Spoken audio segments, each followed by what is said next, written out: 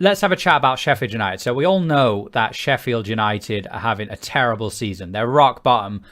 What are they on? Like 7 points, 8 points at the moment. It's been a really tough season for them. And before a few weeks ago when they were on like 1 or 2 points, you'd say they were guaranteed to go down, right? And even now on, I think it's 8 points they're on. Everyone's saying they're guaranteed to go down. So here's my argument why I believe Sheffield United can survive this season. Now, before we look into the numbers, the main reason for this is any other season, I'd be looking at the team now and going, they're toast. They're not going to catch up. My opinion this year and this season in the Premier League is that there's going to be like a really low points number for 17th. Like Newcastle are dropping off a cliff. I think Leeds are going to go through a period of struggling now and could really find themselves down there. And then we've obviously got the lads that are already in there at the moment, like Fulham, Sheffield United. You've got West Brom. Like there's so many teams that are going to struggle to get up to the 40-point mark. So to bring us to Sheffield United, right? Let me just first of all show you this slide, and let me just explain what we're looking at.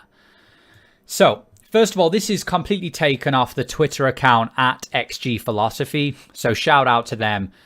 Check them out if you want kind of your XG stats. So your XG stats, they're your expected goals. So it's kind of a scientific formula for, even though a team got, let's say, 3 goals, what were the expected goals? Like, was there a lot of luck in those 3 goals? Should they have got 6 goals? It kind of just works out what, if they reran that game 100 times, what we'd expect the average to be.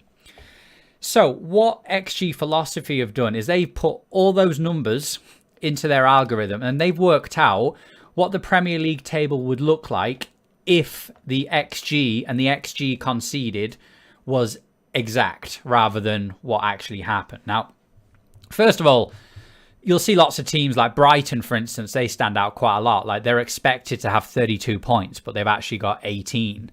United, they've actually got 40 and they're only expected to have 34. So they're kind of overachieving. Same with Everton. So they should have maybe around 24 points, but they've actually got 33. Take a look at Sheffield United there.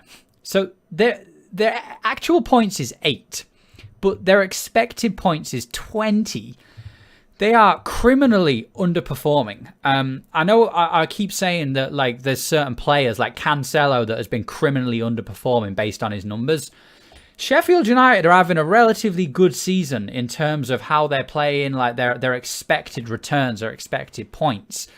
If we ran this season again 100 times over, most of the time they'd be in that kind of 20-point mark. So the fact they're on 8 is really like an anomaly, if you like. So that's kind of what I'm offering you to begin with, is the fact that, look, their expected points is maybe not quite where it should be. Like they should be basically in and around the 15th, 16th, 17th position.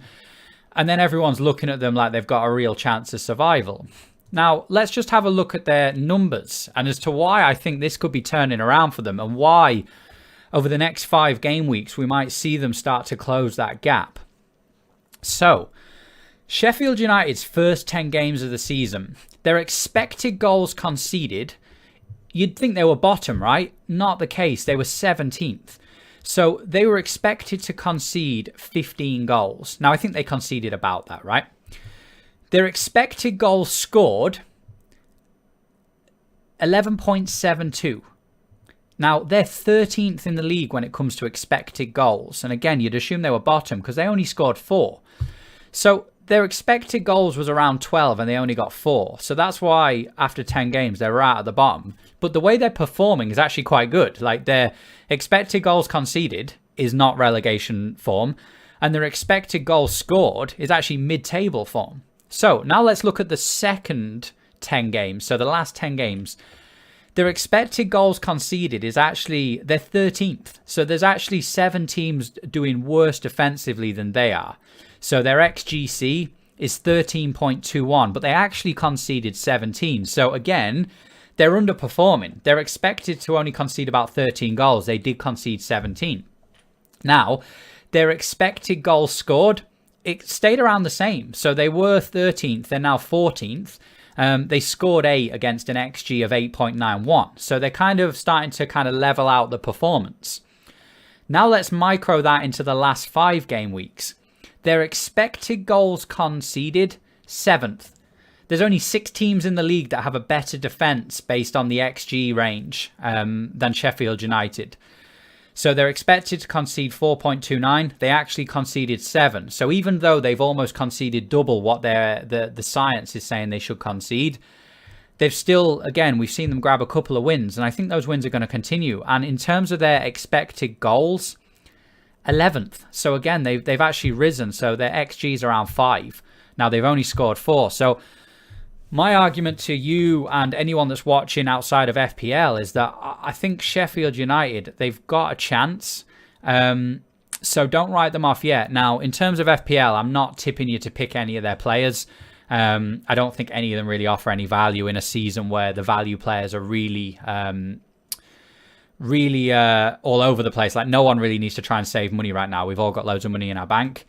But to me, that's something worth looking at. So look, I'm not putting money on it, but if you check the odds for Sheffield United, you could argue that it's worth a few quid.